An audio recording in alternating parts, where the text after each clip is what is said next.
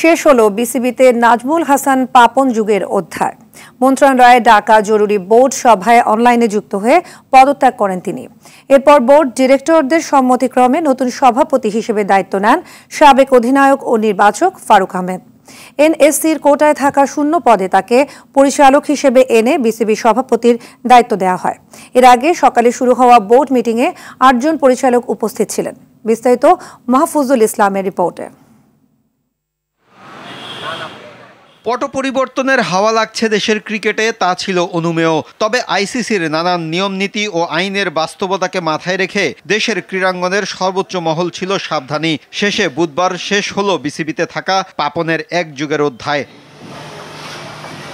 মন্ত্রণালয়ে ডাকা বিসিবির জরুরি বোর্ড সভায় সকাল 11টায় উপস্থিত হন পরিচালকরা। ৮ পরিচালক উপস্থিত থাকলেও সরাসরি রাজনীতির সাথে জড়িত কেউই উপস্থিত ছিলেন না। সে মিটিংয়ে ভার্চুয়ালি উপস্থিত থেকে পদত্যাগ করেন নাজমুল হাসান পাপন।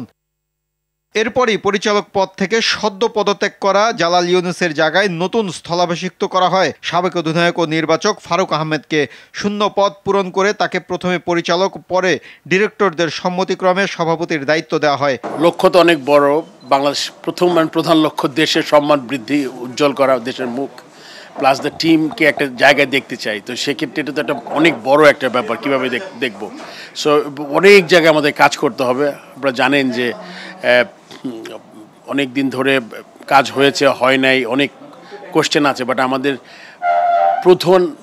প্রধানতম দায়িত্ব হচ্ছে আমার যে ক্রিকেটকে এগিয়ে নিয়ে যাওয়া, দেশকে এগিয়ে নিয়ে যাওয়া। এটা যদি আমরা মাথায় রাখি, বাংলাদেশ এবং বাংলাদেশ ক্রিকেট দল, তাহলে আমাদের কাজগুলো খুব সহজ হবে। এদিকে ফারুকের সভাপতির দায়িত্ব পাওয়ার পর ক্রিকেট পাড়ায় হেড কোচ চন্ডিকা হাথুরু সিংহের ভবিষ্যৎ নিয়ে চলছে নানান কানাঘুষা। If the board change and the new people wants to make a change, I'm okay with that. Pakistan থেকে দেয়া হাতুরুর এমন বক্তব্যে স্পষ্ট যে বাংলাদেশে নিজের ভবিষ্যৎ নিয়ে শঙ্কিত এই লঙ্কান। হাতুরুর সাথে ফারুকের দ্বন্দ্বের পুরনো খবরগুলো নতুনভাবে প্রাণ ফিরে পাচ্ছে। প্রশ্ন উঠছে, দায়িত্ব নিয়ে কি হাতুরুর কাজের পোস্টমর্টেম করবেন ফারুক আহমেদ? মাহফুজুল ইসলাম, RTV, ঢাকা।